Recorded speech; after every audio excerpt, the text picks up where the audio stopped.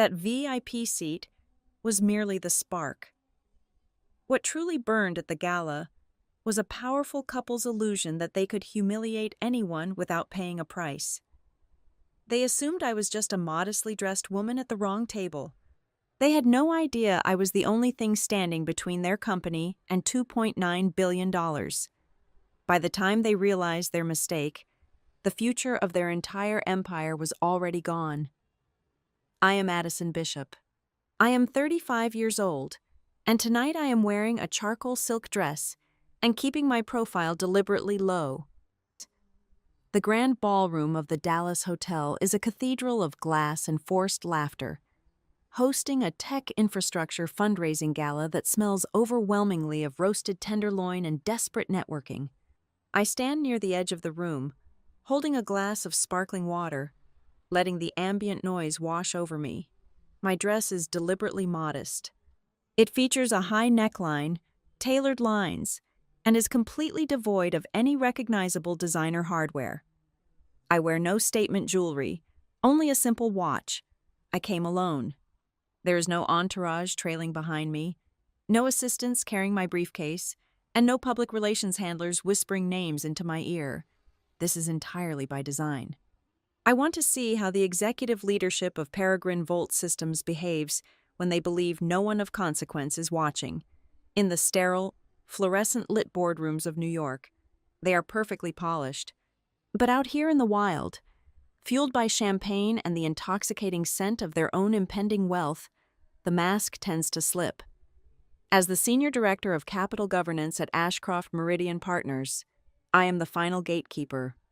My pen stroke is the only thing required to authorize the opening disbursement of a $2.9 billion acquisition and partnership deal between my fund and their company.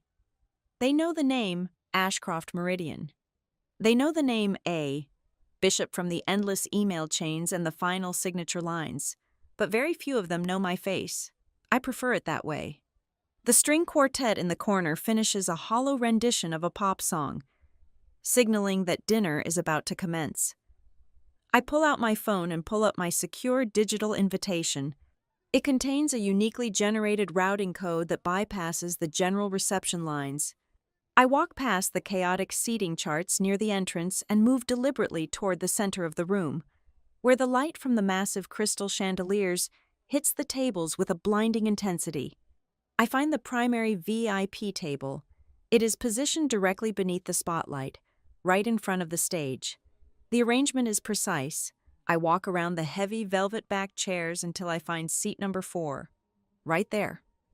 Resting against the gold-rimmed charger plate is a heavy cardstock name tent, embossed in black ink, Bishop.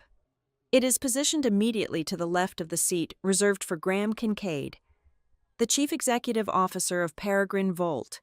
The seating arrangement is purely functional.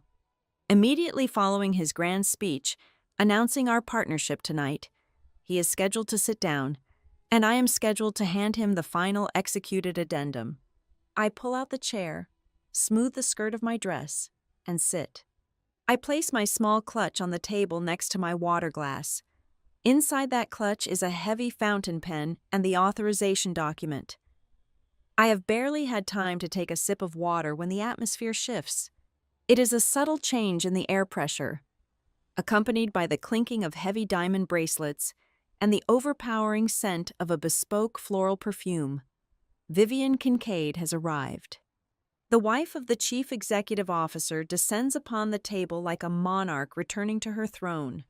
She is flanked by 3 other women, a Greek chorus of high society charity board members, all wearing varying shades of metallic gowns and identically practiced smiles. Vivian herself is striking, wrapped in emerald green satin, her hair meticulously styled to look effortlessly windswept. She stops abruptly. Her eyes lock onto me. The practiced smile vanishes, replaced instantly by a sharp, calculating glare. She looks at my unbranded charcoal dress, my bare neck, my simple hairstyle. I can see the mental arithmetic happening behind her eyes. In less than 2 seconds, she has processed my net worth, my social standing, and my usefulness to her. She has graded me as a 0. She has concluded that I am a nobody who has wandered into the wrong enclosure. Vivian leans forward slightly. Her voice, when she speaks, is perfectly modulated. It is sweet, melodic, and entirely toxic. "Excuse me," Vivian says, her tone loud enough to draw the attention of the surrounding guests. "I believe you have wandered into the wrong section, dear." I look up at her, keeping my expression entirely neutral. "I assure you, I am in the correct seat." Vivian lets out a short, breathy laugh that lacks any real amusement. She glances back at her friends, rolling her eyes as if sharing a joke with them. "This is the executive center table," she says, turning her attention back to me. "This specific seating area is strictly reserved for people who are truly important to the company and its future. There are overflow tables near the back doors. I'm sure someone there can help you find your actual place." It is a public execution, performed with a smile. She is not just asking me to move, she is establishing her territory and demonstrating her power to banish anyone she deems unworthy. "I checked my secure code before sitting down," I say, my voice steady, betraying no emotion.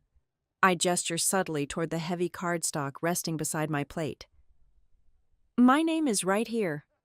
Vivian does not even lower her gaze to look at the card.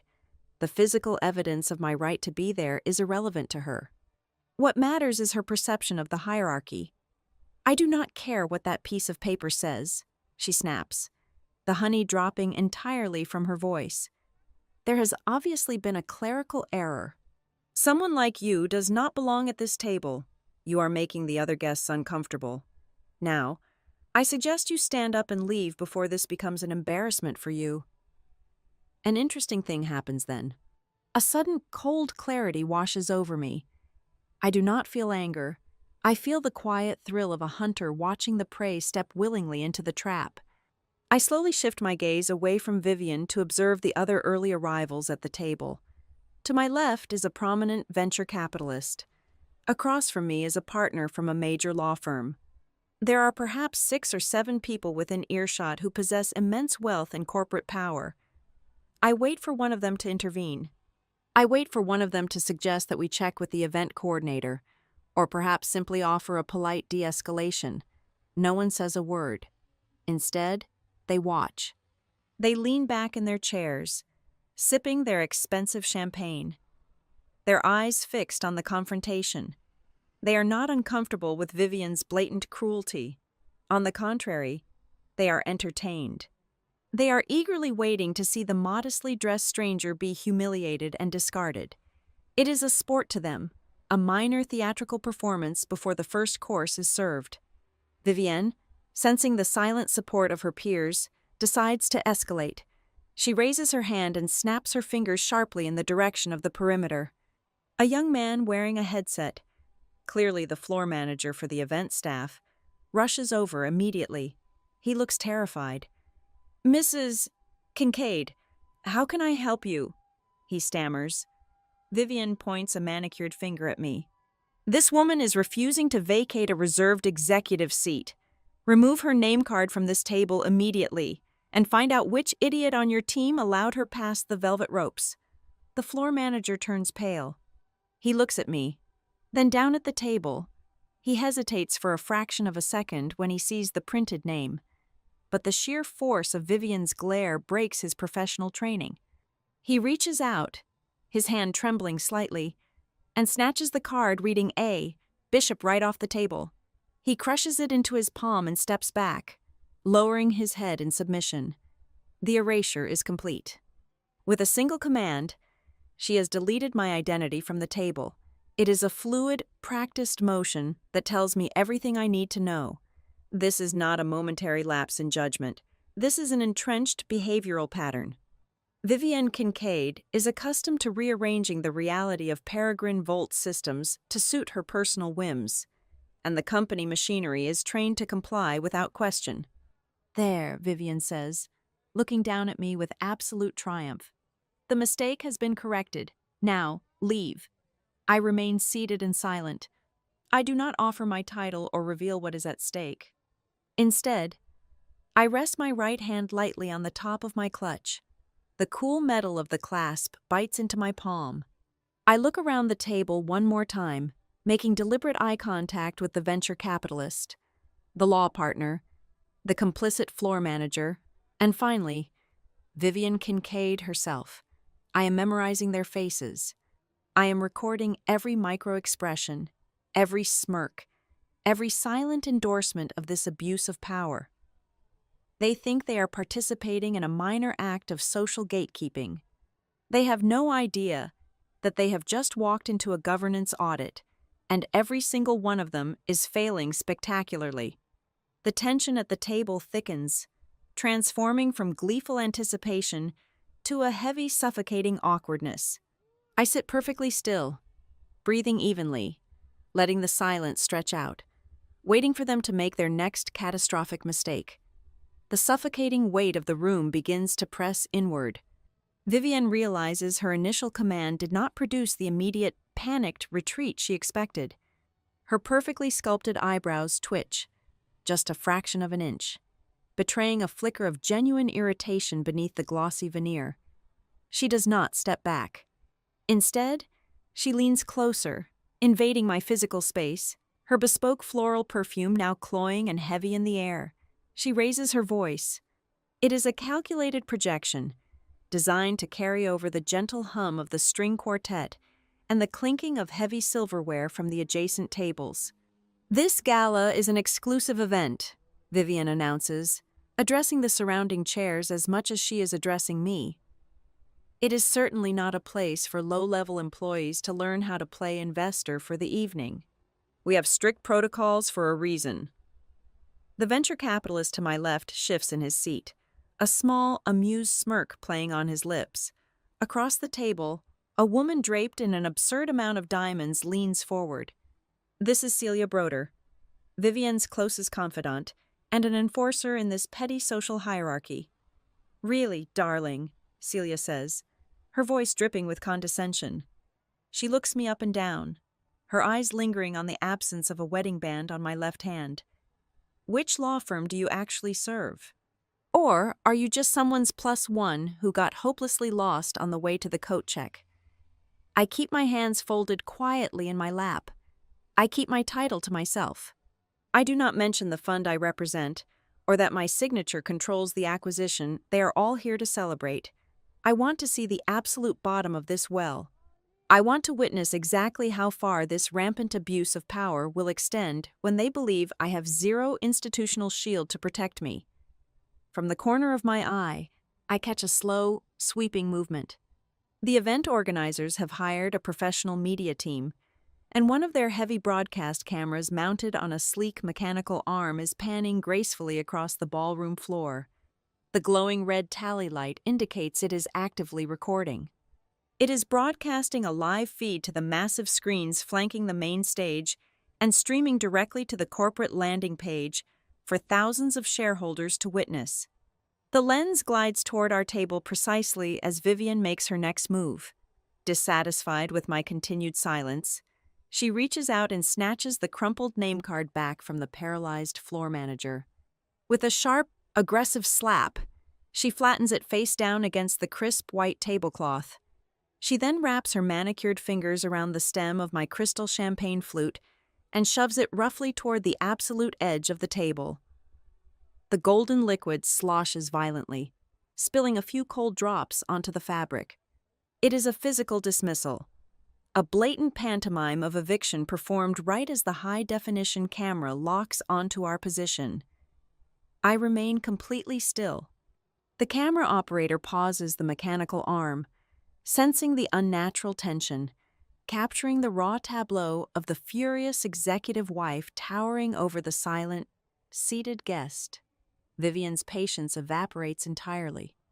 The polite, high society facade shatters into pieces, leaving only raw, ugly entitlement. She snaps her head toward the perimeter of the room and signals frantically. "Security," Vivian commands, her voice cracking slightly with unhinged rage. "Remove her! Right now!" This is the exact moment the invisible line is crossed. What started as an arrogant display of social dominance has instantly escalated into a forced physical coercion, and it is happening in front of dozens of direct, highly influential witnesses. A heavy-set man in a dark tailored suit steps out from the shadows near the stage curtain. He is Trent Maddox, the head of corporate security for the hosting company.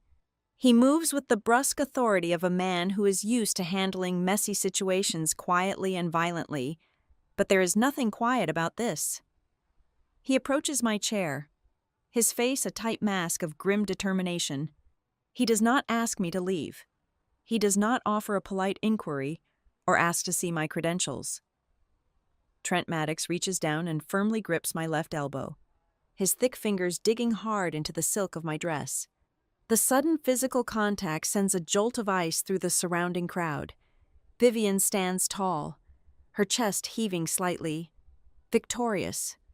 She looks down at me, her eyes flashing with pure venom. "If you want to be the main character tonight," she sneers, ensuring her voice carries clearly to the adjacent tables, "at least buy the right class of ticket." The atmosphere in the room changes from amused observation to predatory excitement. All around the restricted section, I see the subtle, synchronized movement of hands reaching into suit jackets and sequined evening bags. Guests are pulling out their mobile phones. Dozens of screens illuminate the dim space like tiny, harsh spotlights. They are hitting record. None of them are stepping forward to intervene. None of them are questioning the legality or the ethics of a corporate security chief laying hands on a seated guest at the direct behest of a spouse who holds no official title. They smell a massive scandal, and they want to own a piece of it. Their collective silence is no longer just awkward. It has become a frightening, active accomplice to the assault happening right in front of them. I look down at Trent Maddox's thick fingers gripping my arm. Then I look up, past him, directly into Vivian's triumphant eyes. I finally speak. My voice is very soft, barely above a whisper, yet it cuts through the ambient noise with absolute, terrifying precision. "You should take your hand off my arm," I say, my tone devoid of any fear or panic. "Before this gets extremely expensive." Vivian stares at me for a fraction of a second before letting out a sharp, dismissive laugh. It is the cold, hollow sound of someone who believes she is entirely untouchable. She thinks it is a weak, desperate threat from a humiliated woman grasping at straws. She has no concept of the financial avalanche that is currently suspended precariously above her head. "Pull her up," Vivian snaps at the security chief, dismissing my warning entirely. Trent Maddox tightens his grip and shifts his weight, planting his boots firmly into the carpet, preparing to physically haul me out of the seat. Before he can exert the necessary upward force, a sudden chaotic commotion erupts from the direction of the main entrance hallway. Heavy footsteps pound against the floorboards. "Trent, drop your hand right now." The voice is frantic, tearing through the polite hum of the ballroom like a blaring siren. I turn my head slightly to see Elliot Voss, the head of investor relations, sprinting toward our table. He is sweating profusely, his expensive tuxedo jacket flapping wildly around him. Right on his heels, moving with equal, desperate urgency, is Mara Ellison, the company's general counsel. They crash into the circle of onlookers, gasping for air. Elliot's face is completely drained of color. He looks as though he has just witnessed a fatal car crash. Mara Ellison's eyes dart wildly around the scene. She looks at the live stream camera pointing directly at our table, then at the sea of glowing mobile phones recording the confrontation.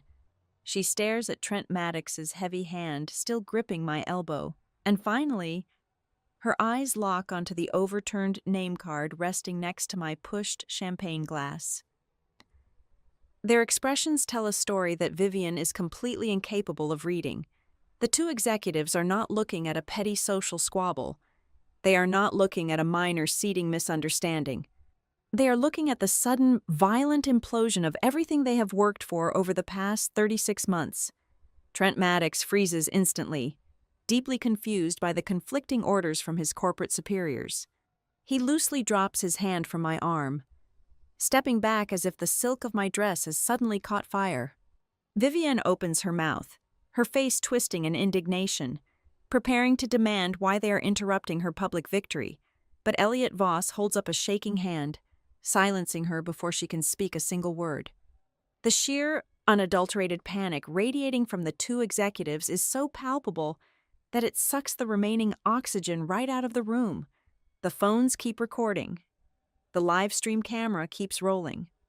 And I remain exactly where I am, seated perfectly still in chair number 4, waiting for the devastating reality of the situation to finally crash down upon them.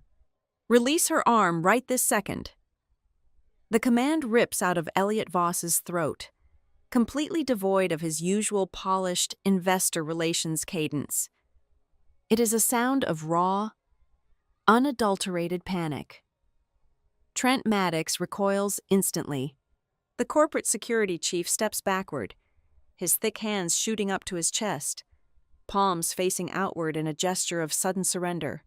He looks frantically between his direct superior and the furious woman standing across the table. Vivienne's mouth opens, but no sound emerges. A deep, jagged crease forms between her perfectly sculpted eyebrows. In her tightly controlled universe, the staff always obeys her without hesitation. This sudden insubordination is a massive glitch in her reality. She looks at Elliot, expecting him to reinforce her authority, to apologize for the delay and assist in my removal. But Elliot is not looking at her. He is staring at me with the horrified expression of a man watching a lit match drop into a powder keg. Beside him, Mara Ellison ignores Vivienne entirely. The general counsel's eyes are locked onto the white tablecloth. She stares at the rectangular indentation left by the heavy cardstock, then at the card itself, lying face down like a discarded playing card. Mara's gaze then snaps upward, tracing an invisible line from our seating position to the sleek black dome of the security camera mounted discreetly on the ceiling, and finally to the massive broadcasting rig still tracking our every movement from across the ballroom. I can see the exact second the legal implications detonate in her mind. Her skin turns the color of old parchment. This is not a fleeting social faux pas. It is a fully documented, time-stamped liability playing out in high definition. Before Vivienne can find her voice to demand an explanation, the crowd of onlookers parts slightly. Graham Kincaid glides into the epicenter of the disaster. The chief executive officer of Peregrine Volt wears a perfectly tailored tuxedo and a warm, disarming smile. He has clearly been alerted to a disturbance on the floor, but assumes it is a trivial dispute over spilled wine, bruised egos, or perhaps an overzealous photographer. What seems to be the issue here? Graham asks smoothly, placing a proprietary, calming hand on his wife's waist. Let us not let a simple seating mix up ruin such a spectacular evening. I am sure we can find a suitable arrangement for everyone involved. He looks down at me, offering a practiced, condescending apology meant to pacify a subordinate or a confused vendor. Elliot steps directly between his billionaire boss and my chair. He does not whisper.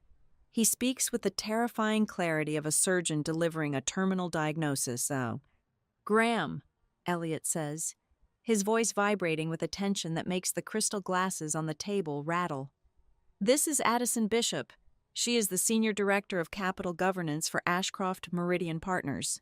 She is the person holding the final approval to unlock our $2.9 billion disbursement.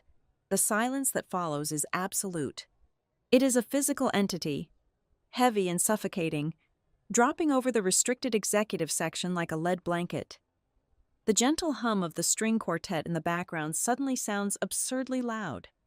The transformation of the surrounding audience is instantaneous and brutal. The venture capitalist to my left, who had been smirking just moments ago, suddenly finds the geometric pattern of the carpet utterly fascinating. Celia Broder, who had loudly questioned my employment status, physically shrinks back into her chair, the blood draining from her face so fast she looks ill.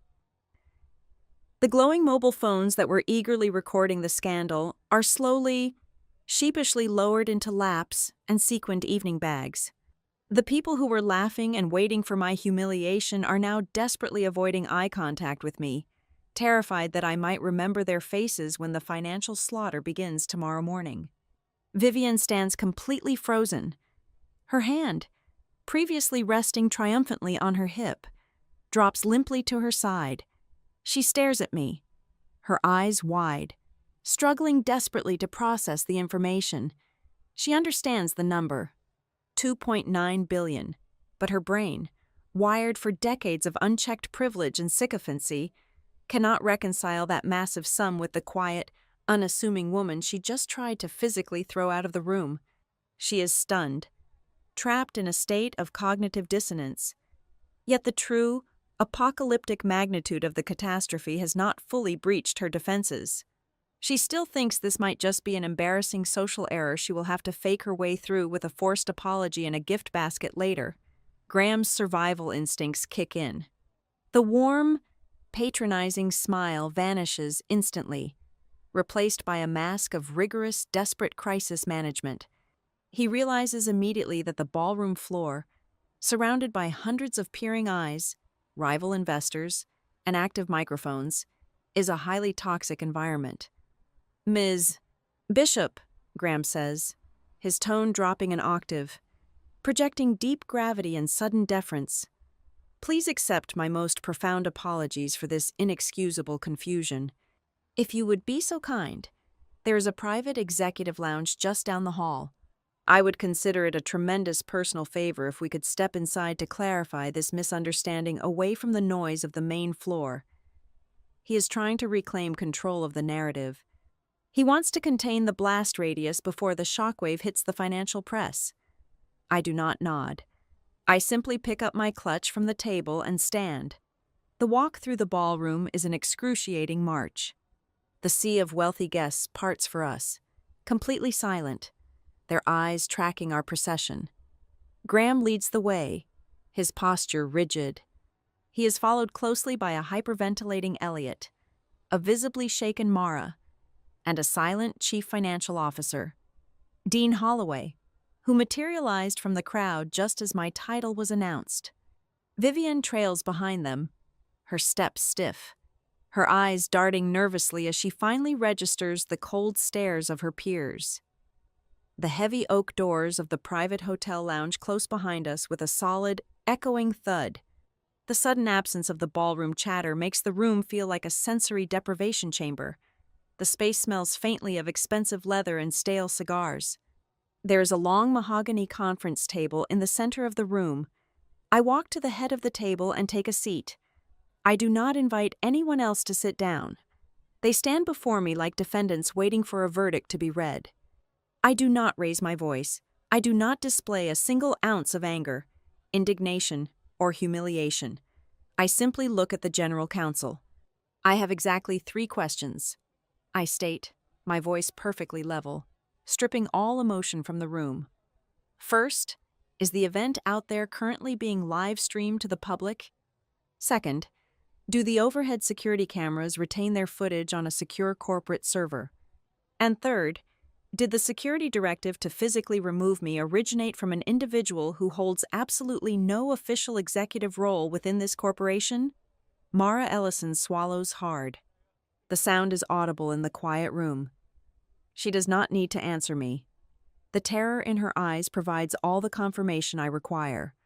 At the far end of the table, Dean Holloway drops his heavy leather briefcase onto a side chair. His hands are shaking violently as he snaps the brass locks open. He pulls out a massive, 2-inch thick binder containing the finalized acquisition contracts. He flips frantically through the dense legal pages, the sound of tearing paper echoing sharply.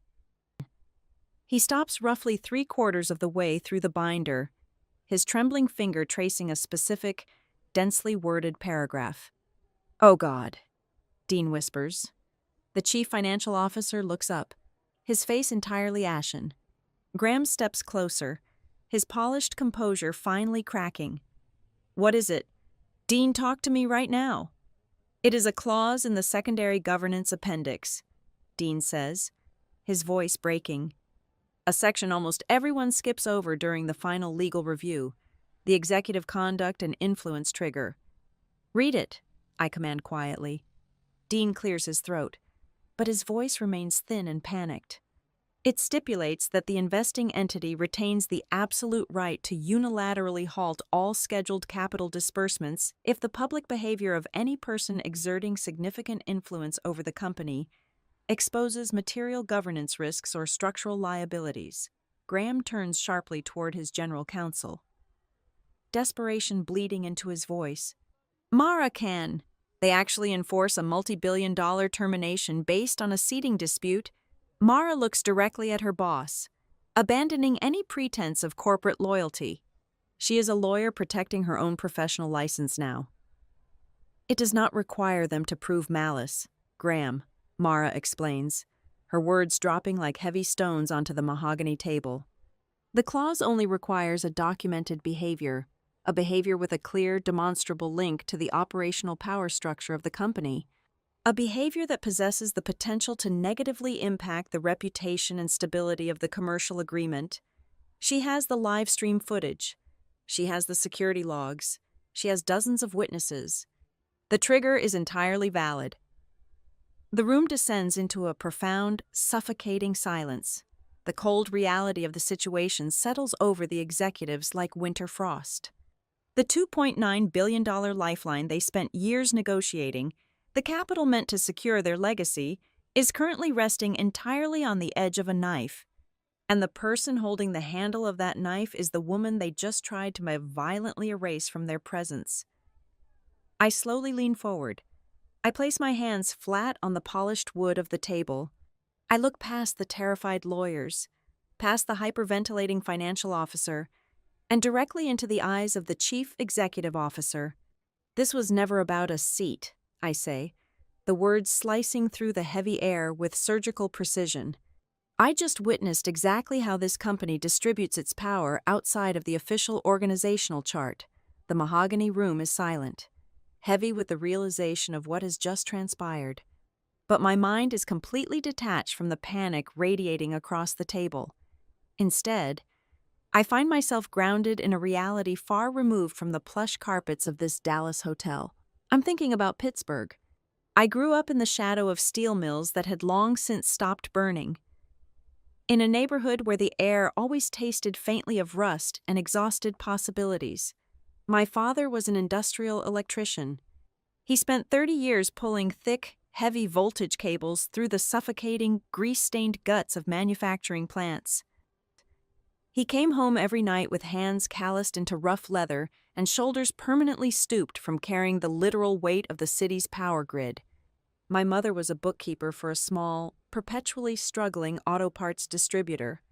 She spent her evenings at our scuffed kitchen table, illuminated by a single harsh bulb, fighting brutal battles over margins of a few pennies, ensuring the ledger balanced so the delivery drivers could get their paychecks on Friday.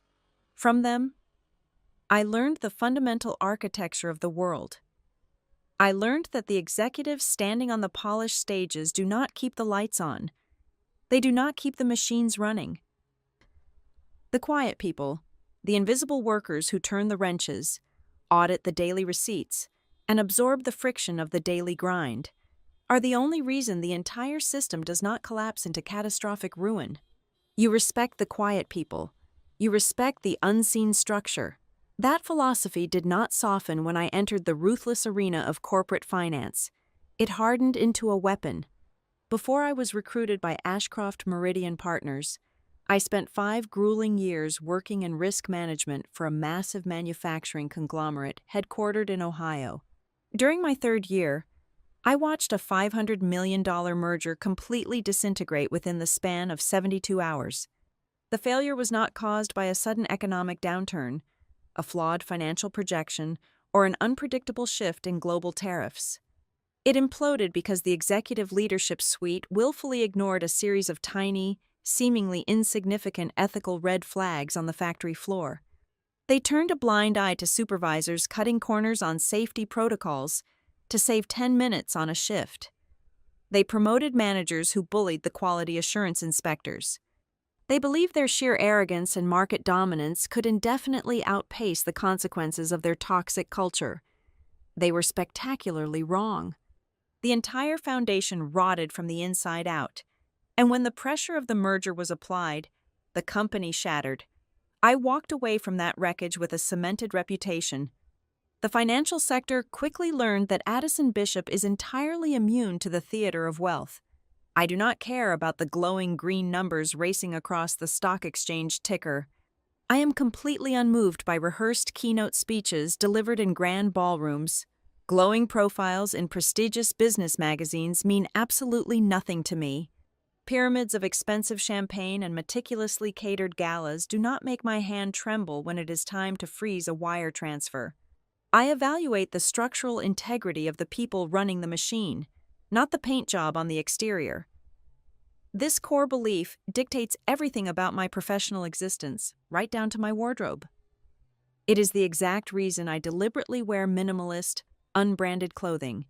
It is the reason I leave my heavy, embossed corporate business cards locked in my desk drawer when I attend these functions.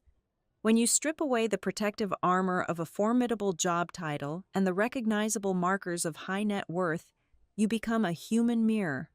Powerful people look at a plain dress, an unadorned neck, and a quiet demeanor, and they immediately drop their guard. They stop performing. They show you their true reflexes. They reveal the exact, unfiltered truth of who they are when they believe the person standing in front of them does not matter, cannot help them, and cannot hurt them. It is the most effective diagnostic tool in my arsenal. And that brings me to the woman standing outside this room, Vivian Kincaid. When she descended upon table number 4 tonight, it was not the first time her name had crossed my radar. During the grueling 8-month due diligence phase of this monumental acquisition, I personally combed through thousands of pages of internal communications, operational logs, and vendor agreements. Buried deep within the mundane footnotes of logistical emails, I found whispers. There were vague, carefully worded complaints from mid-level logistics managers regarding the chief executive officer's wife, making unapproved unilateral changes to catering and venue contracts. There were hushed, nervous email threads between the investor relations team about her aggressively dictating the guest lists for highly sensitive shareholder outreach seminars. There were subtle indications that she was leveraging her marital status to bypass standard compliance protocols. None of these isolated incidents constituted a hard, legally binding breach of fiduciary duty at the time. They were merely shadows on the wall, but in my line of work, small warning signs eventually become impossible to ignore. I marked every single one of those anomalies with a thick red pen. They pointed to a terrifying systemic reality. The boundary between the spouse of the executive and the actual operational center of power at Peregrine Volt Systems was dangerously porous. It suggested a shadow government operating entirely outside the purview of the board of directors. I did not fly halfway across the country to Dallas tonight to eat a catered dinner. I did not come to politely accept their hollow gratitude or to be feted as a conquering hero of finance. I came to inspect the final coat of polish on a very expensive machine before I authorized the irreversible release of the first massive tranche of capital. I needed to see, with my own eyes, if those terrifying shadows I found in the paperwork possessed a physical, undeniable form. Therefore, the sickening spectacle that just unfolded around that VIP seat was never about a personal insult. My ego is not tied to a piece of heavily embossed cardstock. I do not require validation from strangers wrapped in satin. For me, the public humiliation Vivian attempted to violently inflict was a blinding, unavoidable searchlight illuminating my exact worst-case scenario. Peregrine Volt Systems possesses a pristine, mathematically perfect corporate governance structure on paper. They have the right committees, the right diversity quotas, and the right compliance officers. But tonight proved that the paper is a lie. In reality, this multi-billion-dollar entity operates on a toxic, unregulated currency of unchecked ego, terrified compliance, and shadowy, backstage dictates. It is a company where a person with absolutely zero legal authority can snap her fingers and force the chief of corporate security to lay hands on a silent guest. I look back at the men sitting around the mahogany table. Their expensive suits look suddenly too large for them. They are waiting for me to scream, to demand a public apology, to ask for someone to be fired. They do not understand that the anger they expect is a luxury I discarded years ago. As the silence stretches into its second agonizing minute, I hear my father's voice echoing over the low, steady hum of the hotel air conditioning. I see him wiping the heavy, dark grease from his cracked hands with a shop towel at our kitchen table, leaning forward to tell me the truest thing I have ever known. "Addison," he would say, his voice rough but incredibly gentle. "If someone treats another person poorly, simply because they think that person is unimportant, the problem is not about a lack of politeness. It is about a lack of humanity. It is about their fundamental nature. And nature, my girl, never changes just because the stakes get higher." I left the mahogany room without offering them a single word of comfort. The heavy door clicked into its frame behind me, securely sealing their panic inside. I walked straight to the private elevators, bypassing the glittering remnants of the Gala entirely, and rode up to my hotel suite. The night was no longer mine to control. The structural infection had finally been exposed to the open air, and my only remaining task was to sit back and observe the fever spike. The moment I entered my room, I discarded my clutch on the desk, opened my encrypted laptop, and initiated a secure communication link with Russell Dane. As the senior managing partner at Ashcroft Meridian in New York, Russell was the only person above me in the approval chain. He appeared on the screen wearing a dark suit, sitting in his office despite the late hour. "Walk me through the detonation," Russell said, his voice clipped and highly analytical. I delivered the sequence of events with absolute clinical precision. I stripped away every ounce of personal grievance. I detailed the seating arrangement, the public dismissal, the physical coercion by corporate security, and the immediate panic of their legal counsel. Russell absorbed the information without a single change in his facial expression. He operates purely on the metrics of risk and exposure. "I need you to draft a comprehensive, completely neutral incident report," Russell instructed, leaning forward into the camera frame. "Ensure it is entirely devoid of emotional language. We are not making a decision based on a perceived social slight or a damaged ego. Ashcroft Meridian does not withdraw a $2.9 billion commitment because an executive spouse was rude to you. We pull the funding because the target company has just demonstrated a catastrophic failure in their governance architecture. Document the structural risk. Let them collapse under the weight of their own operational failures." While I sat in the quiet isolation of my suite, drafting the memorandum that would likely bring their empire to an end, the fallout was already ripping through Peregrine Volt systems from within. I did not need to be in the room to know exactly how their nightmare was unfolding. The corporate crisis playbook is always the same, and the resulting chaos is entirely predictable. Just 3 floors below me, Graham Kincaid had immediately summoned an emergency, off-cycle remote session with his entire board of directors. The digital feeds were undoubtedly filled with angry, terrified faces logging in from across the country. Simultaneously, Dean Holloway was locked in a separate room, sweating profusely over the syndicate agreements. Our $2.9 billion injection was the foundational anchor of the entire acquisition. Every other financial institution involved had based their participation entirely on Ashcroft Meridian's presence. The secondary banks viewed our rigorous due diligence as their ultimate safety net. Now, that net was actively unraveling. Dean's mobile phone was undoubtedly vibrating off the table. The syndicate partners were already sending frantic messages, demanding immediate updates. They wanted to know if the deal was remaining intact or if a specific event had just occurred that would activate their own unilateral withdrawal clauses. They could smell the smoke, and they were sprinting for the exits. But the most devastating blow of the night did not come from the banks. It came from their own legal department. Mara Ellison had sequestered herself in a temporary office down the hall from the boardroom. She had successfully demanded the raw, unedited footage from the broadcasting team hired for the gala. She sat in the dark, watching the high-definition recording over and over again. As a seasoned corporate attorney, she was looking for a viable defense strategy. Instead, she found the exact opposite. Mara realized that the visual evidence was far worse than she had initially anticipated. Vivian Kincaid had not merely acted like a belligerent socialite. The camera clearly captured Vivian issuing direct, highly specific operational commands to the event staff and the chief of security. She was pointing fingers, dictating the removal of authorized personnel, and commanding company resources with the absolute authority of a de facto chief operating officer. The footage proved that the staff did not hesitate.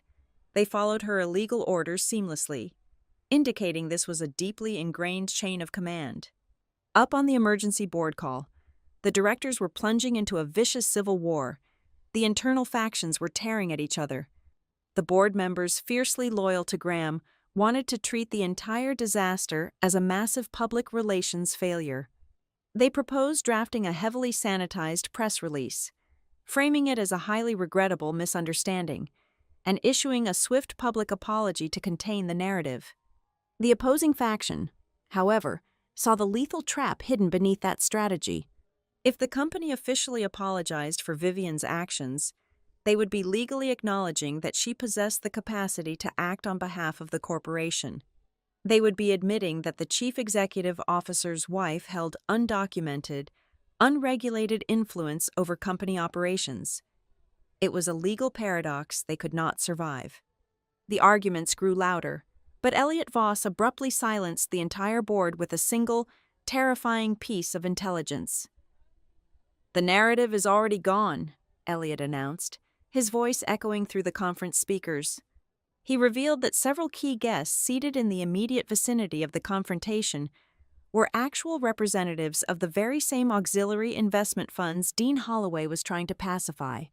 Those representatives had quietly slipped out of the ballroom doors the exact moment the security chief grabbed my arm.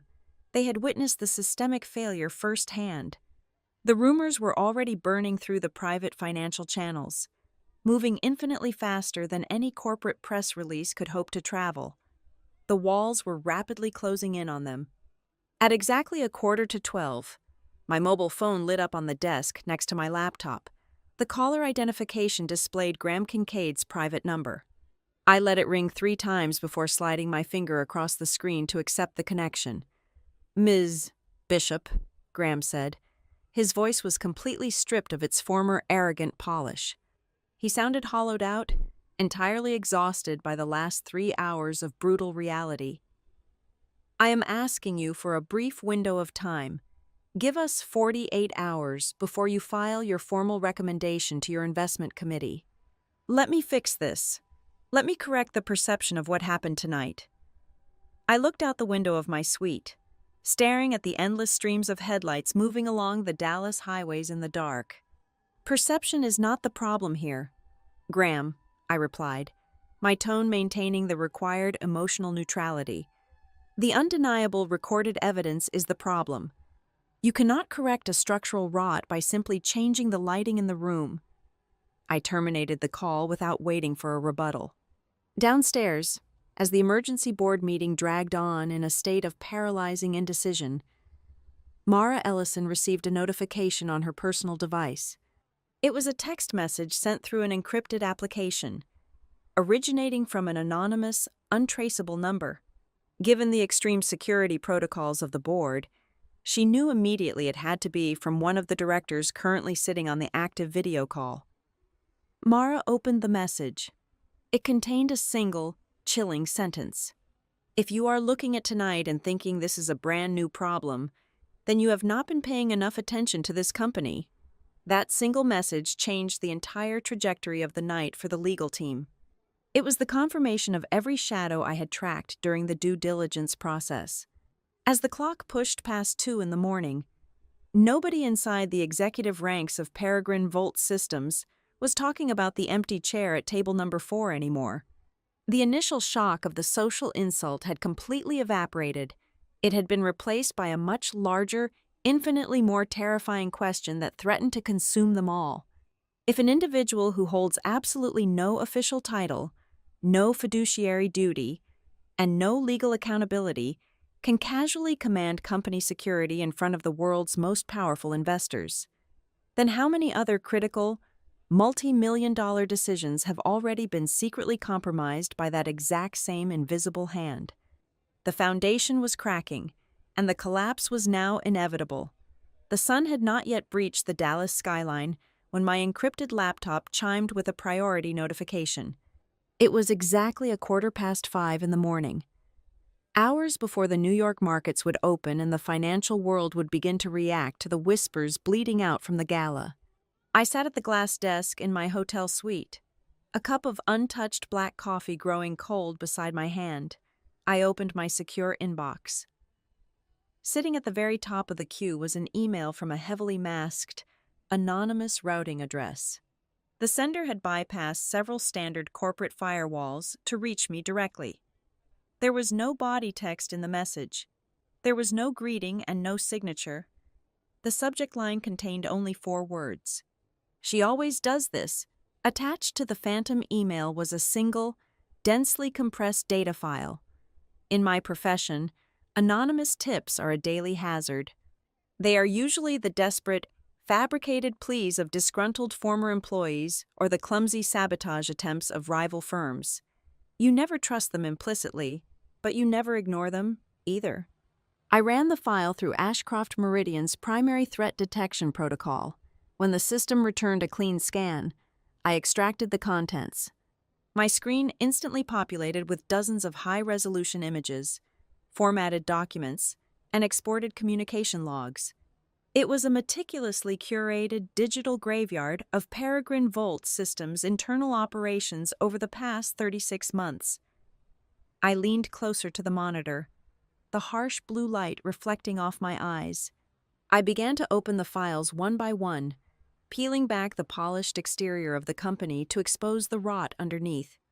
The first cluster of documents contained internal email screenshots and vendor invoices related to high-level corporate functions. I cross-referenced the dates and event names. These were not charity dinners or holiday parties.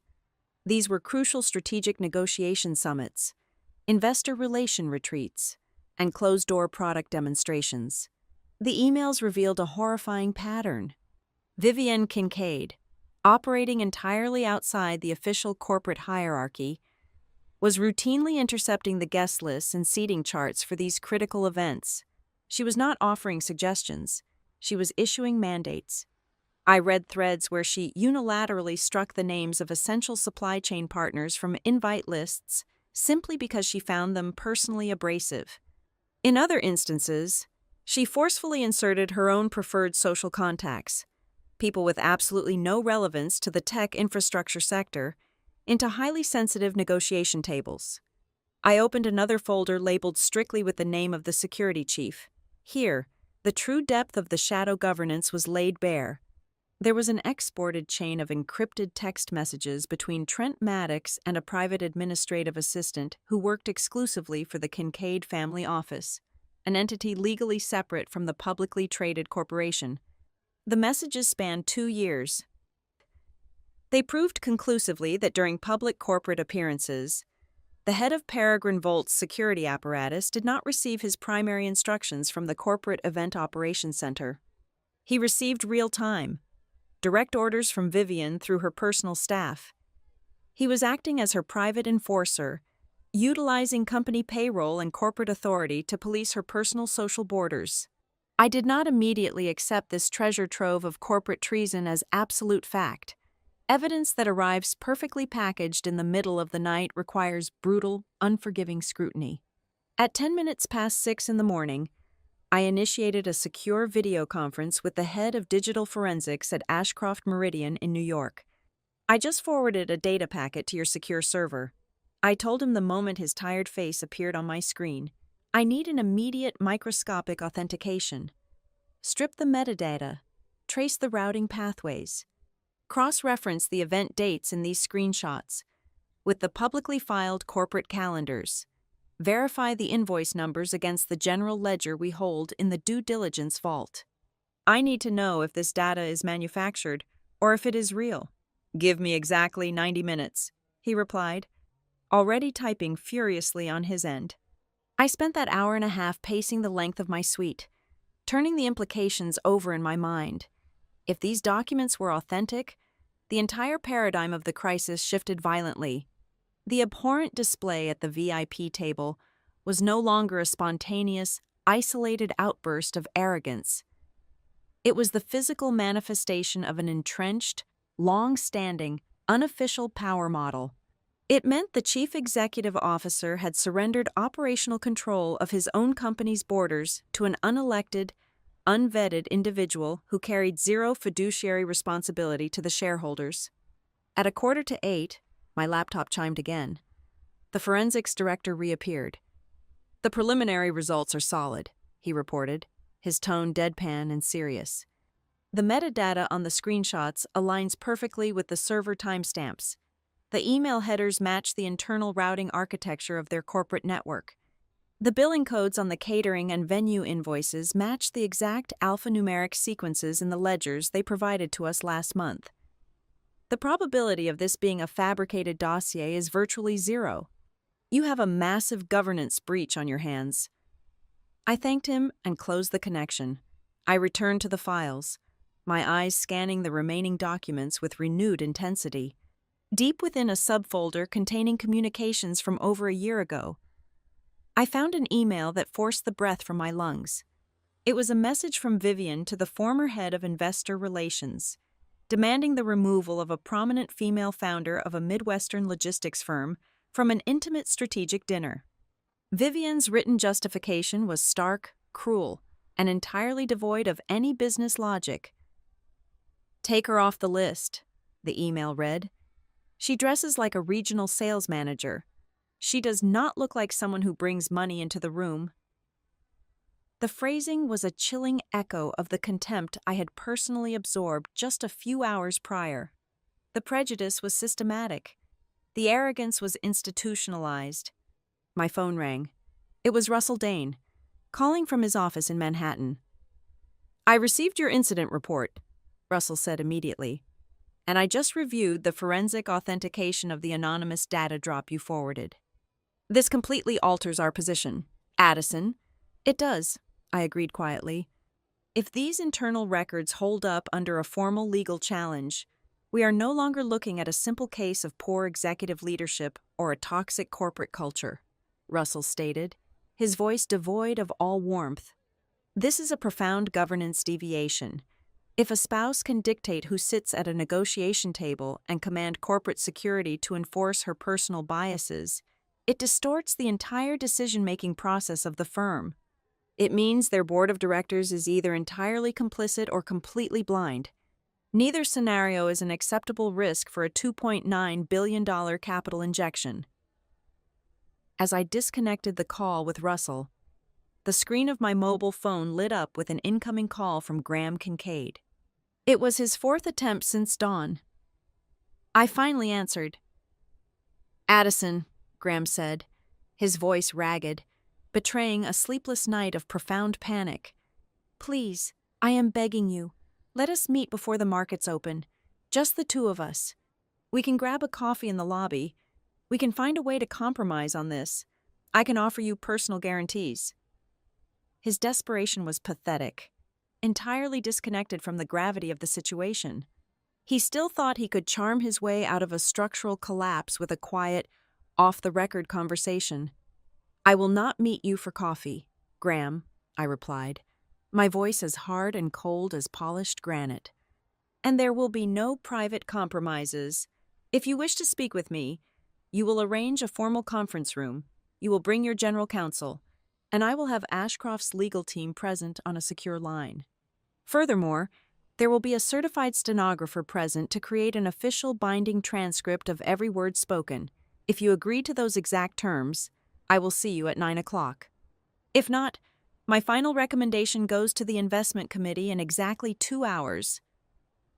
There was a long, agonizing pause on the other end of the line.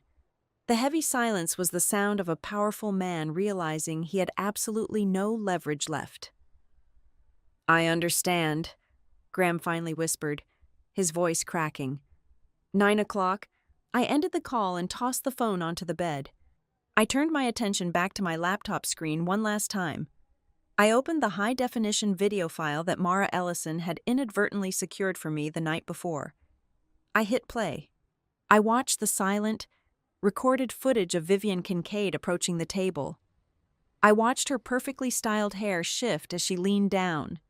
I watched her manicured hand reach out, snatch my heavy cardstock name tent, and forcefully slam it face down onto the white linen. Sitting alone in the quiet hotel room, I finally understood the most bitter, cynical truth of the entire ordeal. People like Vivian and Graham never believe they are exposing their true, ugly nature to the world. They operate with reckless impunity because they have spent decades surrounded by cowards. They had grown entirely accustomed to a reality where no one ever possessed the power, or the absolute, unyielding nerve, to look them in the eye and call their behavior exactly what it was, until last night. At exactly 9 o'clock in the morning, the heavy soundproof doors of the executive suite on the top floor of the hotel clicked shut, sealing us inside a sterile environment of polished mahogany and frosted glass. I took my seat at the absolute head of the long conference table. To my immediate right, a high-definition monitor displayed the unsmiling face of Russell Dane, observing the proceedings silently from his office in Manhattan via a secure, encrypted connection. Across the wide expanse of the table sat the leadership of Peregrine Volt Systems. Graham Kincaid sat rigidly in the center, flanked by his chief financial officer, Dean Holloway, and his general counsel, Mara Ellison. There was a glaring, highly intentional absence in the room. Vivian Kincaid had not been invited. We did not request her presence, and we explicitly barred her from the premises for the duration of the negotiation. That omission hung heavily in the chilled air of the boardroom. It was a silent, profound humiliation that effectively stripped away her imagined corporate royalty. Without the protective bubble of her husband's staff and the glittering backdrop of a ballroom, she was entirely irrelevant to the actual mechanisms of power. In the corner of the room, a certified legal stenographer sat with her hands hovering perfectly still over her machine, ready to capture every single syllable spoken. Graham cleared his throat, adjusting the cuffs of his tailored suit. He had clearly spent the brutal hours since dawn rehearsing this exact monologue with high-priced crisis management consultants. "Addison, Russell," Graham began, his tone a masterclass in calibrated, expensive contrition. He leaned forward, attempting to project an aura of reasonable transparency. "I want to open this dialogue by directly addressing the unfortunate optical incident that occurred yesterday evening. It was an unacceptable lapse in our standard hospitality protocols, and I offer you my most sincere apologies." He did not use the word assault. He did not use the word humiliation. He specifically chose the phrase optical incident. It was a calculated attempt to frame the disaster as a mere misunderstanding of visual context, rather than a fundamental breach of ethics. I did not nod. I did not offer a polite smile of acceptance. I simply stared at him, my expression entirely blank, letting the silence stretch out and force him to keep talking. Graham quickly filled the void, launching into a deeply rehearsed speech. For 5 uninterrupted minutes, he painted a grand, sweeping picture of the immense pressures surrounding this $2.9 billion merger. He spoke passionately about the relentless media scrutiny, the thousands of dedicated employees relying on this capital injection, and the critical importance of their technology to the national infrastructure grid. He was desperately trying to bury a lethal governance crisis beneath a heavy mountain of corporate nobility and shared economic goals. When he finally ran out of breath and stopped speaking, the room fell into a suffocating quiet. The only sound was the soft, rhythmic tapping of the stenographer typing out his excuses. I waited another 10 seconds before responding. I kept my voice perfectly level, devoid of any warmth or anger. "Graham, I deeply appreciate your dedication to the broader macroeconomic impact of your firm," I said, leaning back slightly in my leather chair. However, Ashcroft Meridian is not here today to debate the future of global infrastructure. I have one single, foundational question that requires a direct answer. Who truly had the authority to control that room last night? Dean Holloway jumped in immediately, eager to execute their secondary defense strategy. The financial officer's face was flushed, and he spoke too quickly. It was a catastrophic logistical cascade failure, Ms. Bishop, Dean argued, gesturing nervously with his hands. Our external event coordination vendor received conflicting, outdated floor plans. Mrs. Kincaid simply reacted poorly to what she genuinely believed was a massive seating error by the hotel staff. It was a tragic breakdown in vendor communication. It was absolutely nothing more than that. I reached into my leather portfolio resting on the table. I slowly extracted a single, printed sheet of paper and slid it precisely across the smooth glass surface toward their side of the table. It was a hard copy of the encrypted text logs my forensic team had fully authenticated just hours prior. That is a fascinating narrative, Dean, I replied, watching the color drain from his face as he looked down at the document. Because this specific transcript is a direct communication log between your chief of corporate security and the private Kincaid family office. It clearly demonstrates that the directive to aggressively alter the guest list and the explicit order to physically remove me from the premises bypassed your external vendor entirely. The command originated directly from Vivian's personal staff. She did not react to a mistake. She engineered the environment. Mara Ellison stared at the piece of paper as if it were coated in poison. As the general counsel, she was now completely trapped in a legal nightmare. She realized in that exact moment that she could no longer aggressively defend the corporation while simultaneously pretending this shadow governance model had not existed for years. Her eyes flicked sharply toward Graham, delivering a silent, desperate warning that their carefully constructed firewall had just collapsed into dust. Graham swallowed hard, the muscles in his jaw ticking. His rehearsed, executive polish was rapidly fracturing under the pressure. He abruptly pivoted to his final contingency plan, attempting to buy his way out of the corner. We are fully prepared to offer you a comprehensive confidence restoration package, Graham stated, his voice tight. Effective immediately. I will personally terminate the head of corporate security. We will completely restructure our internal event management protocols to ensure strict, walled-off corporate oversight. We will mandate aggressive quarterly audits of all public-facing engagements, and those audits will report directly to an independent board committee. And, of course, I will secure a private, legally binding written apology from my wife. It was a desperate, transparent attempt to patch a gaping hole in a ship's hull with a piece of tape. You are offering to change the locks on the doors after the house has already burned to the ground, I said, my words slicing through the air like a scalpel. Firing a loyal security guard who was simply following an established chain of command and writing a new protocol manual is a cosmetic, surface-level correction. It does absolutely nothing to address the core pathology of this executive suite. Graham slammed his hand flat against the mahogany table.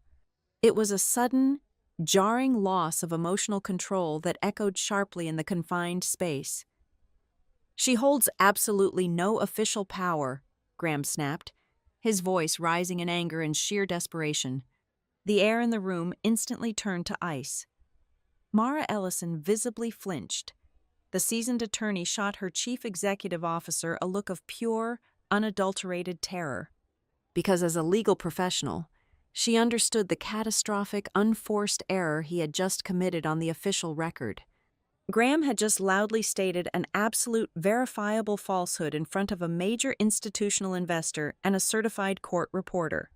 It was a statement that directly contradicted the mountain of internal communications, invoices, and security logs they both knew currently resided on their own corporate servers. He had just lied to save his pride.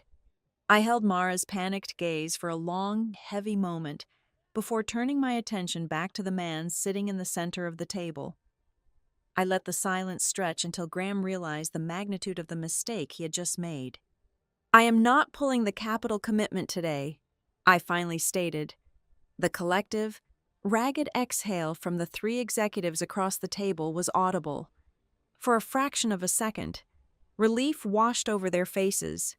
"But," I continued, instantly crushing their momentary salvation, "I am definitively suspending the initial disbursement.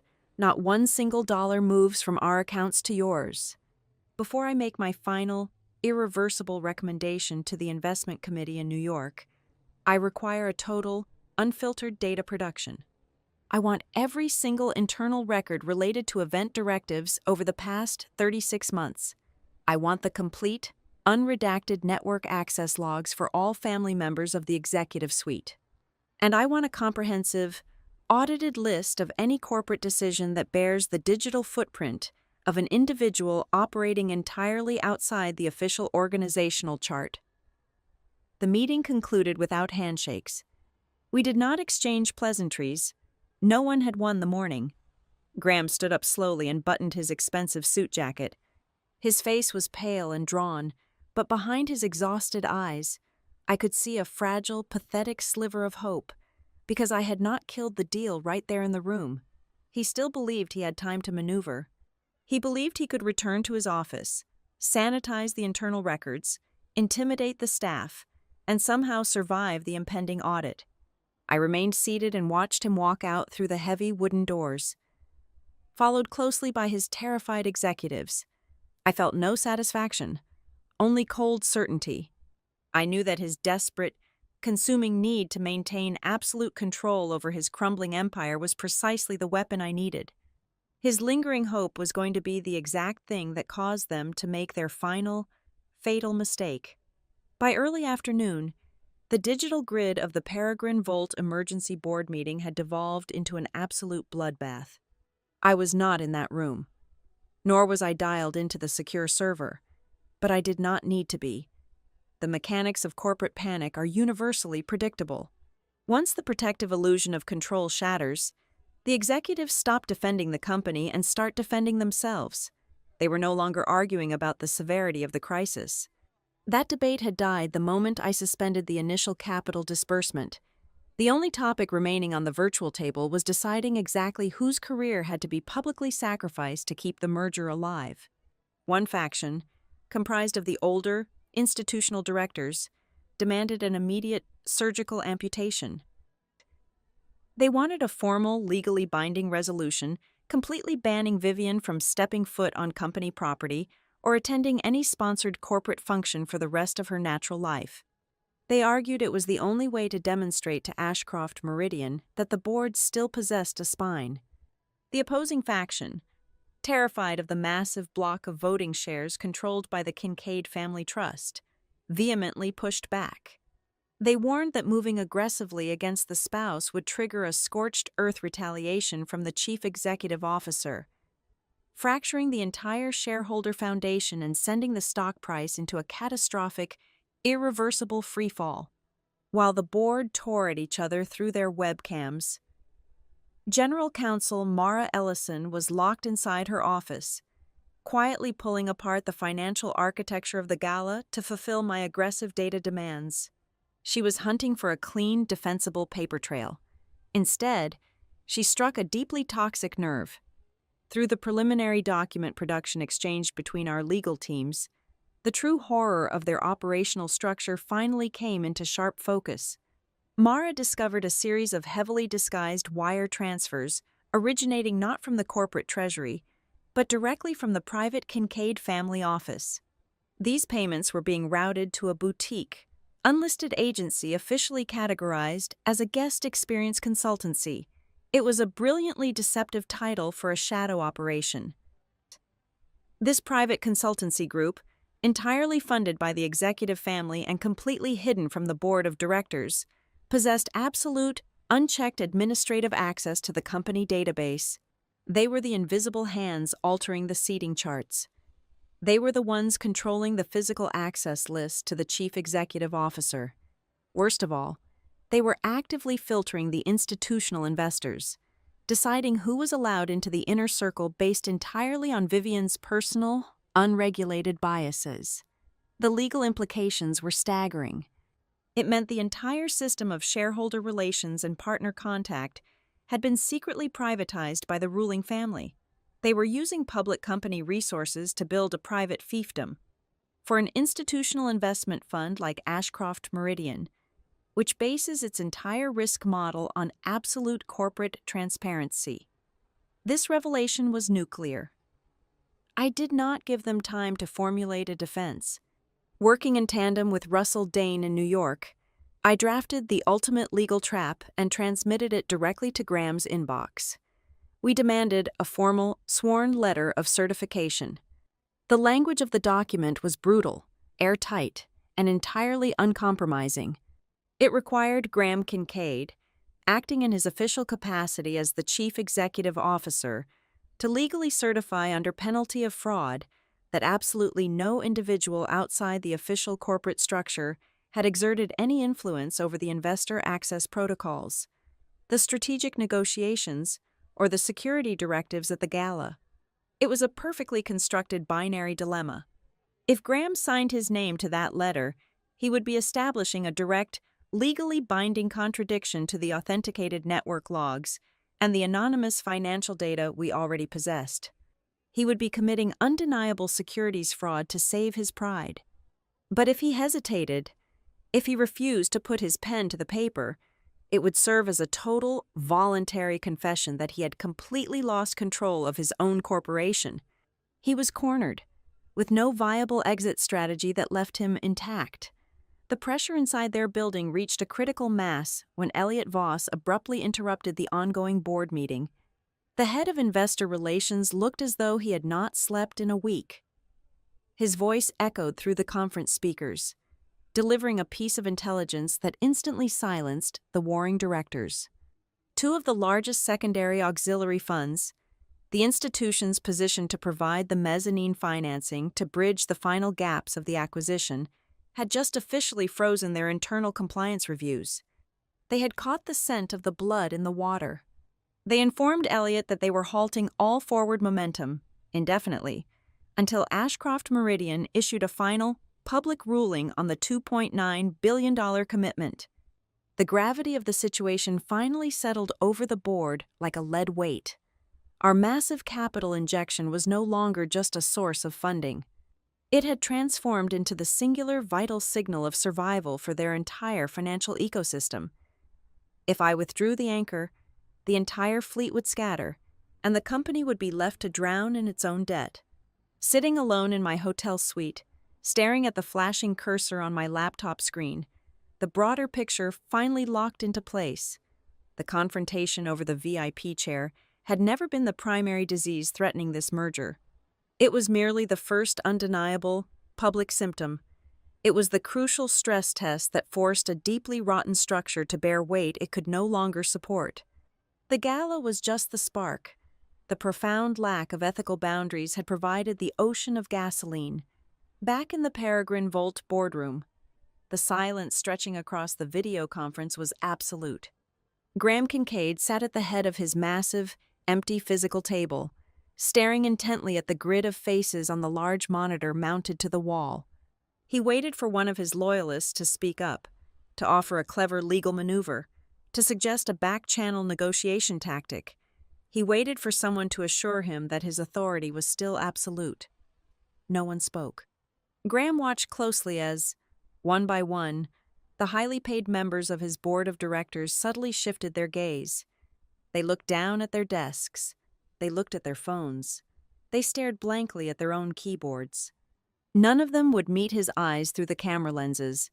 In that suffocating, heavy silence, the devastating reality finally crashed down upon him. For the first time in over a decade of unchecked and arrogant rule, he no longer controlled the narrative of his own life. The empire was slipping through his fingers, and he was entirely powerless to stop it. The air inside the corporate ecosystem of Peregrine Volt Systems had grown toxic, thick with the desperate, suffocating stench of self-preservation. Knowing that Ashcroft Meridian was rapidly leaning toward a total withdrawal of the capital commitment, the board members fiercely loyal to Graham Kincaid launched a covert, highly coordinated counteroffensive. They realized they could not erase the video footage, but they believed they could still manipulate the context. They began aggressively constructing a parallel reality. The strategy was classic corporate warfare. The whispers started bleeding out through industry back channels and carefully placed off the record conversations with financial journalists. The new narrative they were spinning was insidious. They were attempting to reframe the entire catastrophe by painting me as the aggressor. In their newly fabricated version of events, Addison Bishop was not a silent victim of an arrogant executive spouse. Instead, I was depicted as a deeply difficult, confrontational individual who possessed a fundamentally disruptive attitude. According to this revised history, the security chief and the event staff were simply overreacting to my hostility in a frantic attempt to maintain order at a high-stakes gathering.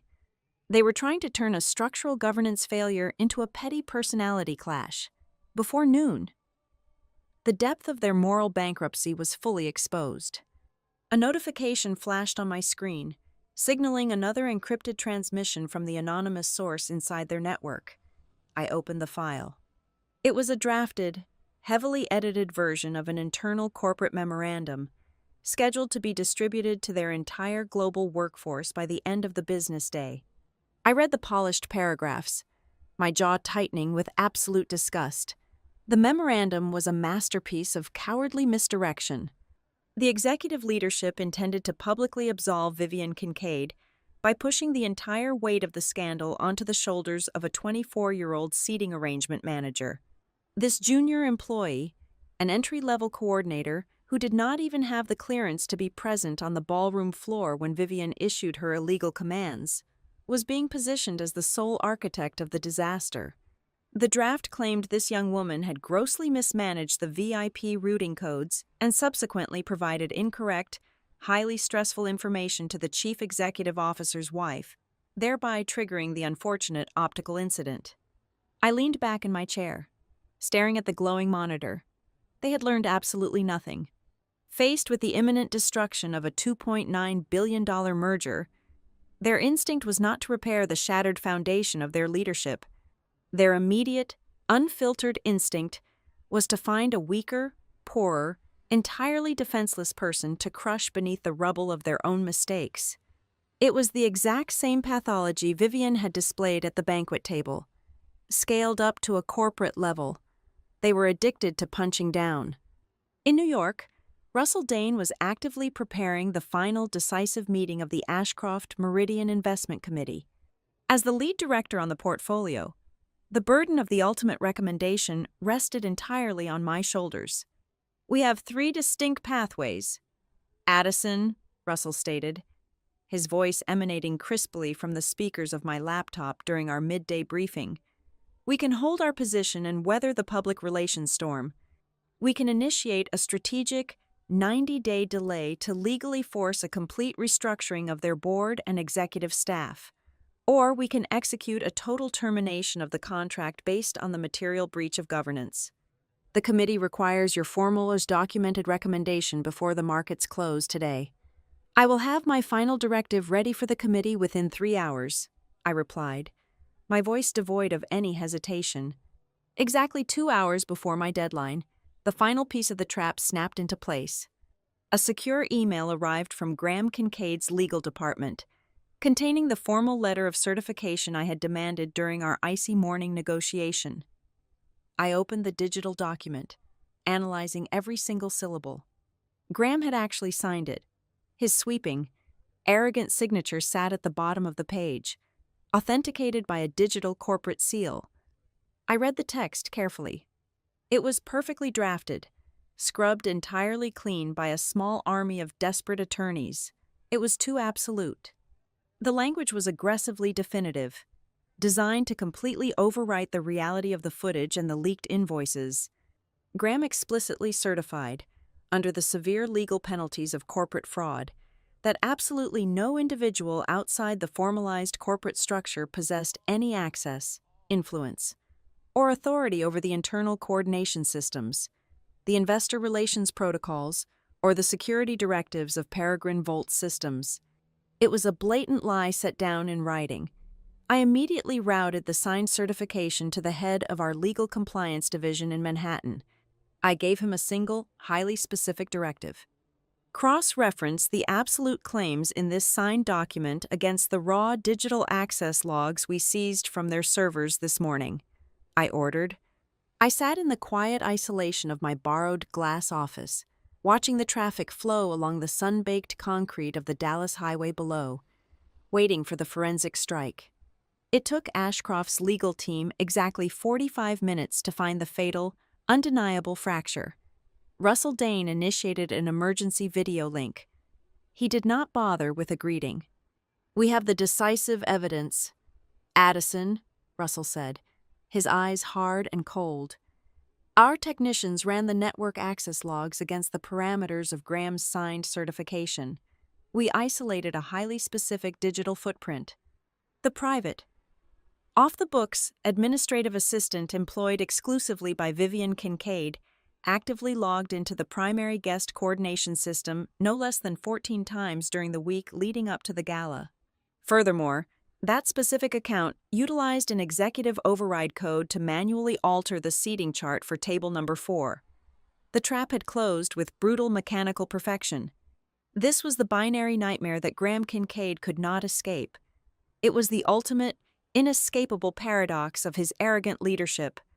If Graham signed that official certification fully knowing that his wife's private staff possessed backdoor administrative privileges to the corporate database, he had just committed documented, prosecutable securities fraud in an attempt to secure a $2.9 billion the deal.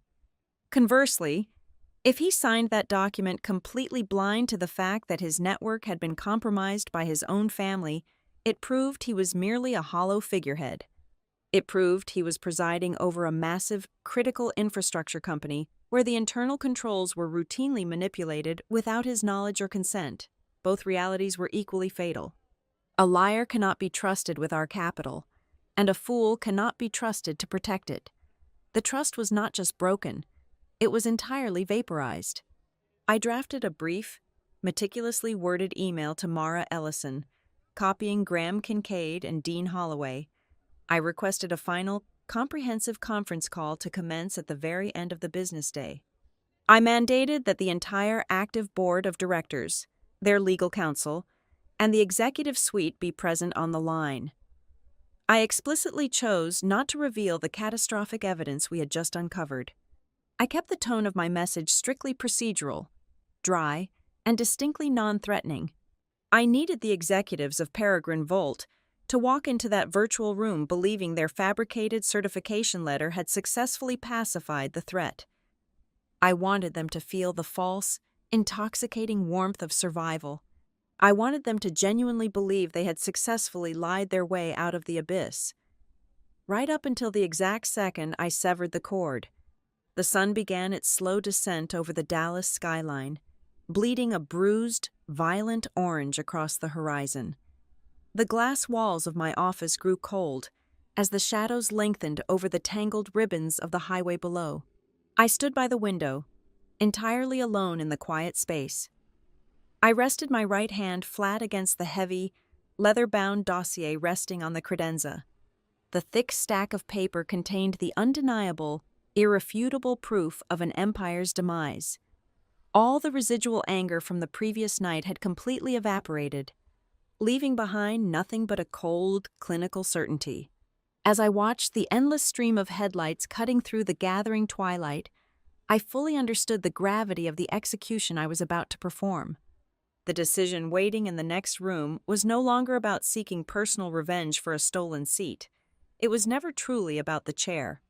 It was about standing as the final, immovable barrier against a corporation that had grown entirely accustomed to operating with absolute, unchecked impunity. It was about stopping a machine that believed the rules did not apply to them, and it was time to tear the machine apart.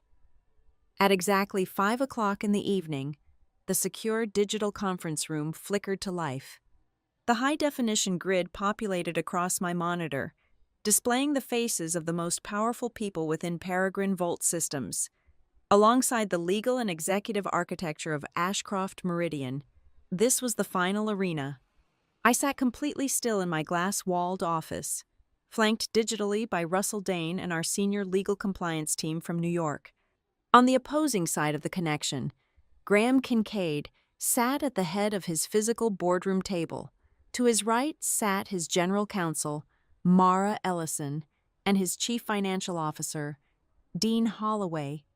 Arrayed around them in smaller digital squares were the 12 active members of his board of directors. The atmosphere transmitting through the audio feed was incredibly brittle, vibrating with an unspoken collective terror.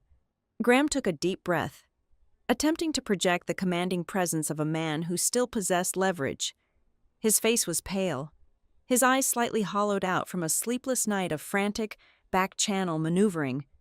"I want to thank everyone for assembling on such short notice," Graham began, his voice a masterclass in forced, synthetic calm. He looked directly into his camera, attempting to establish dominance over the virtual room. "Over the past 24 hours, our executive team has taken decisive, comprehensive action to address the highly regrettable social misunderstanding that occurred last night. We have entirely restructured our event protocols and isolated the operational failures. I am fully confident that we have sanitized the issue, and I look forward to Ashcroft Meridian continuing this partnership with us in the spirit of not allowing a minor interpersonal friction to destroy a grandiose shared vision for our infrastructure." He finished his opening statement and muted his microphone. He sat back, waiting for me to accept his fabricated olive branch. I did not immediately respond. I let his hollow words hang in the dead air for a long, agonizing moment. I looked at the grid of faces, watching the board members shift uncomfortably under the silence. When I finally spoke, my voice was entirely devoid of emotion. It was the clinical tone of an auditor reading a final verdict. "Graham," I stated, leaning forward slightly so my face filled their primary monitor, "we are not here to discuss a social misunderstanding. We are here to discuss a systemic, fatal breach of governance. I am going to present 3 layers of established evidence to this committee. I suggest you listen very carefully, because each layer is significantly heavier than the last." Graham's forced smile instantly evaporated. "Layer 1, I continued, seamlessly sharing a frozen frame of the high-definition Gala footage to the main screen. "This visual record definitively proves that Vivian Kincaid issued direct forceful operational commands to your chief of security, and your corporate infrastructure complied without hesitation. It was not a lapse in hospitality. It was a demonstration of an active, extrajudicial chain of command." I did not wait for them to mount a defense. I immediately pushed the second exhibit to their screens. "Layer 2, I said, displaying the authenticated internal logs, venue invoices, and encrypted messages. These internal records, fully authenticated by our digital forensics division this morning, confirm that last night was not an isolated emotional outburst. This documentation proves a multi-year pattern wherein the Kincaid family office has consistently overridden official corporate protocols, manipulated strategic investor access, and utilized company resources to enforce personal biases. You have been operating a shadow governance model directly under the noses of your board of directors." A sharp collective intake of breath echoed through the audio feed from several of the board members. They were staring at the irrefutable proof of their own blindness, but I was not finished. "And finally, layer 3, I concluded, pulling up the pristine, digitally signed letter Graham had sent me just hours prior. I placed it side by side with the raw network access logs we had cross-referenced. "This morning, Graham Kincaid legally certified, under penalty of fraud, that absolutely no individual outside the formal corporate structure possessed any access to your coordination systems. However, these corresponding digital footprints prove that private staff entirely unaffiliated with Peregrine Volt utilized executive override codes to alter the master database 14 times this week alone." In the lower right quadrant of my screen, Mara Ellison stopped moving entirely. The general counsel stared at the damning contradiction displayed before her. She did not argue. She did not attempt to interject with a legal technicality. She simply closed her eyes for a single, heavy second. Exactly like someone who had just heard the heavy steel tumblers of a final lock snap shut. She knew the game was completely over. Panic finally breached Graham's carefully constructed dam. His eyes widened, darting between the irrefutable evidence on the screen and the horrified faces of his directors. He scrambled forward, his chest hitting the edge of the boardroom table, desperately pivoting toward raw negotiation. "Addison, listen to me," Graham pleaded, his voice rising in pitch, completely abandoning his executive composure. "We can fix this right now. We can execute immediate, sweeping personnel changes. I will personally authorize a fully independent, third-party investigation into every single one of those logs. We can even agree to legally delay the closing of the acquisition by 90 days to allow Ashcroft to completely sanitize our entire internal process. Just tell me what you need to see." "I do not need to see anything else," I replied, my voice slicing through his frantic bargaining with absolute, freezing finality. "We invest in structure. Your structure has already answered for you." I held his desperate gaze through the camera lens, refusing to let him look away from the execution. "The fundamental issue here is no longer contained to an ugly incident at a gala," I explained, shifting my focus to address the entire board. "The risk has escalated exponentially. The chief executive officer just transmitted a signed, legally binding confirmation to a major institutional investor that directly contradicts the verifiable data living on his own servers. That is a material misrepresentation of corporate stability." I paused, letting the devastating weight of those words settle over the room, before delivering the final strike. "Therefore, acting under the explicit authority of the Executive Conduct and Influence Trigger, and invoking the clause regarding the absolute material accuracy of foundational statements, Ashcroft Meridian Partners officially terminates the entire $2.9 billion capital commitment. This termination is absolute, non-negotiable, and effective immediately." The ensuing silence was absolute zero. It was a cold so profound it felt as though the digital connection itself had frozen over. Dean Holloway's face turned the color of wet ash. The chief financial officer understood the catastrophic math instantly. Without our anchor capital, the secondary syndicate banks would immediately trigger their own withdrawal clauses. The entire financial architecture of their company was about to implode before the sun rose tomorrow. Suddenly, the audio feed erupted into pure chaos. Several board members began shouting over each other, their voices overlapping in a cacophony of terror, furious accusations, and desperate demands for legal counsel. But in the center of the storm, Graham Kincaid remained entirely silent. He sat paralyzed in his leather chair, his mouth slightly open, staring blankly at the monitor.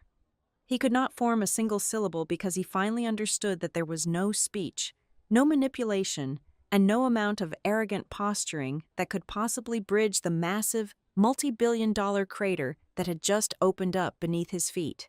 I reached forward and severed the connection. The screen went instantly black. By the time the markets opened the following morning, the news had already spread across the global financial wires. The language used by the press was incredibly dry, sterile, and heavily sanitized. The headlines simply stated that a major institutional investor had unexpectedly withdrawn from a massive acquisition due to undisclosed governance concerns. Not a single financial bulletin mentioned the charity gala. No reporter wrote a single word about a missing name card or a spilled glass of champagne. But within the quiet, ruthless corridors of high finance, absolutely everyone knew the truth. They knew that a single VIP chair had successfully exposed an entire corporate empire that was fundamentally designed to operate on nothing but unchecked arrogance. I left the glass office very late that evening. The floor was completely empty, the lights dimmed to a low, conservative hum. I did not pour a glass of celebratory scotch. I did not feel the need to call anyone to gloat. I simply packed my laptop into my leather bag, turned my back to the Dallas skyline, and walked out to the elevators without ever looking back at the monitors. Because the truest lesson of this industry is that a monumental deal does not actually die at the exact moment the money is legally pulled away. The deal dies the very second that powerful people genuinely believe they possess the right to publicly humiliate a complete stranger, and then still have the audacity to demand that the market blindly trust their capacity for self-control. Thank you so much for listening to this story. Please let me know where you are tuning in from in the comments below, so we can connect and share our thoughts.